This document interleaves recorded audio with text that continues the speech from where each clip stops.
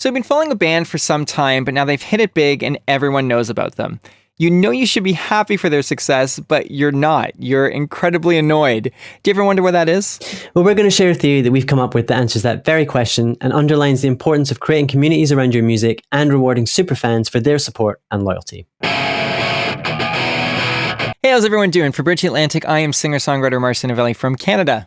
And I'm music web designer Ross Barber-Smith from Scotland. And you're watching B-Sides, a show empowering musicians with knowledge and advice. If you're new here, subscribe. So as Marcio said, it can be really annoying when you've been following a band for a while and they've become big, everyone knows about them, and you are kind of annoyed at that and you're not really sure why. So what we want to talk about is the importance of creating communities around your music and rewarding your superfans for their support. So superfans, we should probably jump in and say, what is a superfan? How can someone be a fan in superhero mode? Well, they can be. A fan is someone who digs your music, probably buys it, probably, wants to go to your concerts and so on and so forth. But Ross, a superfan is so much more than that. How would you define superfan? And have you ever been a superfan of any artist? I think a superfan is someone who is like an intense version of a fan, I guess. So like they are more than someone who just buys some of your music and goes to some of your shows. It's someone that really wants to buy everything that you release and they want to go to every show. Exactly. They're very dedicated to you. They are not only dedicated to you, but they're an ambassador for you. Like they will tell all their friends about you.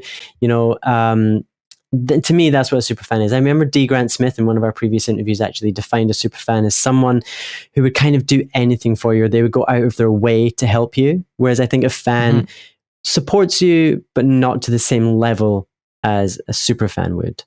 Right. So how this relates to this whole dilemma, like I was actually in the shower a lot yesterday and this came to my mind. I was just, thinking about artists that I've loved, I've followed for years. And then, when they really hit it big, I was annoyed, or I didn't really want to listen to them anymore, which is kind of silly. Right. And I've thought about this, their music hasn't changed. What I loved about them hasn't changed. So what is it that has changed? And it really hit me. It was the community that had changed, right? It was the people listening to their music. And why should that matter? If you like a band, you like their music, who cares who else is listening to them? Well, it doesn't matter for the music itself, but it does matter for the whole experience, which is something that really clicked just in that moment. And, I needed to come on here and just talk about it. It's the idea when you like a band, that's one thing. But when you become a super fan or really into an artist, I feel like the reason you do is because there's a community behind that artist, right? I can drop a few bands that I think have such super fans, such a community. Everyone from Green Day to 30 Seconds to Mars to 21 Pilots.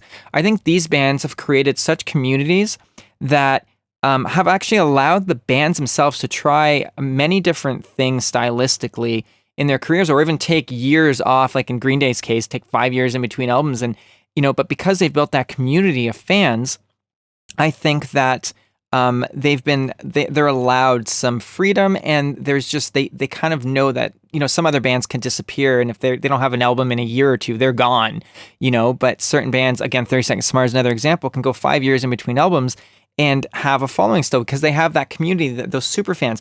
Now, what got me thinking about this was 30 Seconds to Mars' latest album that is very stylistically different. And, I've even experienced in the past, when I first started listening to them back in the day, many years ago, 15, 16, 17 years ago, the people at the shows, I felt the camaraderie. I felt like they were like me, they're into other bands like myself. As the years went on and Jared Leto, the frontman of 30 Seconds to Mars, got a bit more popular, you started seeing, not to be judgmental, but, very skimpily, is that even a word? The crowd had changed. Let's just say that. Yes, the crowd had changed. The crowd changed, and, girls were coming there not because of the music, but because they saw him in a movie and they wanted to get his attention. Let's just put it that way, right? So that kind of felt annoying because I'm like, there's not really the community here. Like, I'm enjoying the music, but part of enjoying the music was looking around, giving a smile to someone that you felt like they got you. Mm-hmm. You know what I mean? And I think that's being lost amongst some artists when they become very big or they make a huge stylistic change in their music, right? So being on the other side of that, watching this happen, and also being a fan of artists where this has happened, it makes me one applaud bands like Linkin Park. I think that from the beginning, way back before people were streaming online, or they were really ahead of the curve, and they created a community, right? But what I'm trying to get to here is we should all be creating communities with our music. But what happens when you have that community that you can chat with and tweet back to and have a conversation? What happens when your fan base just shoots and skyrockets to 100 times its size? There's no way to keep track with all those people, right? So the idea is realizing the difference between a fan and a super fan. Fans dig your music, but those super fans are most likely the vast majority of people that were there from the beginning, or the people, again, that come in along the way, but that just love you a little more. What do you do for them? Well, you have to take that community you have, and when you get to a certain point, turn that into a fan club. I mean, if you're a small to moderate size artist, I don't think personally there's a place for a fan club. I mean, you can start a Patreon or some sort of thing like that, which awards the super fans. But I think so that kind of makes sense there. But I think when you get to a certain place, you need a very dedicated, separate area for those super fans to feel like they still have a community to connect with other people that they feel like are like themselves, because those communities often have meetups before the shows or after the shows, so they still feel like that they belong. I guess everyone wants to have a place to feel like they belong. And when you love a band and suddenly you feel out of place at a concert, which has happened to me before, a band that you've listened to for many years, and then you're the odd person out into that band, even though you've been listening to them way longer, there needs to be a way. So I leave that to the artist. And I do want to backtrack a little bit here, because I did say, maybe there's not a place for a fan club early on, but I think that there is. I think it just needs to look different. You know what I mean? I personally, as a musician, I have a Patreon where, my most dedicated following, I guess you can call them super fans, come on and support me there. But I reward them with extra things. They get demos every month. They get, access to things that other people don't.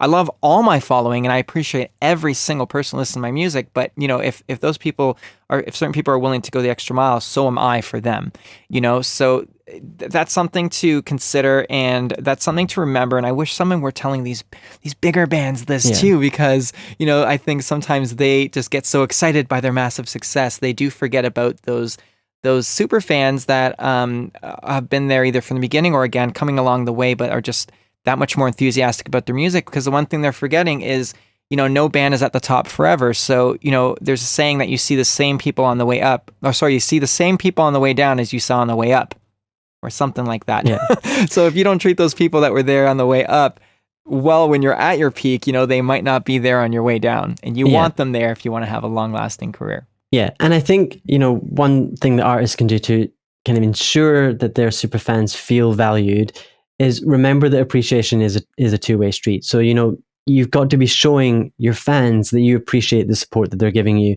And whether that's, offering them something exclusive, giving them extra content, similar to what you do on Patreon and what a lot of artists do on Patreon, is you've got to keep that going. And I think having some kind of sort of private, maybe not private club, but like a club where exclusive club, a club where you and the people that are part of that club can all communicate together is a really good thing, because there's nothing better than a strong community built around your music. It's just a matter of sustaining that once things grow, which I think is probably the challenge for a lot of artists. And the idea too is some people have thought, oh, that's strange. Why do I have to pay to be a part of a fan club? Well, there's a really good reason for that.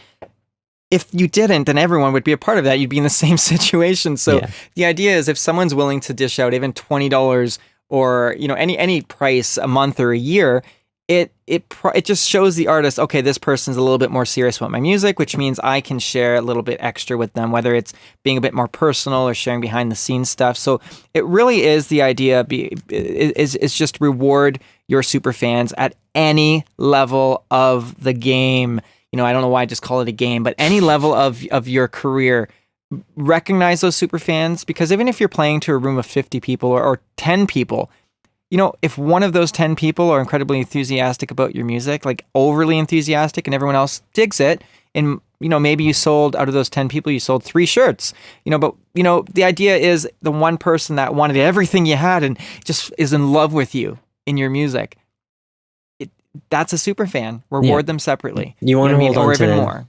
You want to hold on to them. So it doesn't matter what level of success you're at.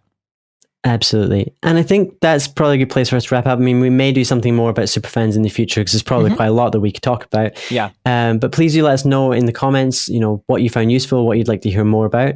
And you can also find us on Twitter, Facebook, and Instagram. And if you want to pick up one of our shirts and be a superfan too, visit our website and use the coupon code BTAROCKS, and you will receive 20% off your order because we love you and appreciate you.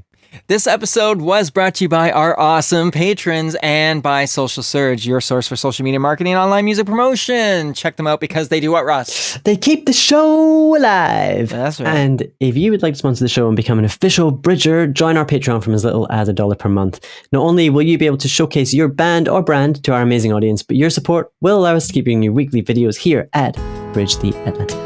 All right, so that's it for B-Sides. Let us know what you thought about that, and we will see you soon, right? We'll see you next time. Bye. That's right. Bye.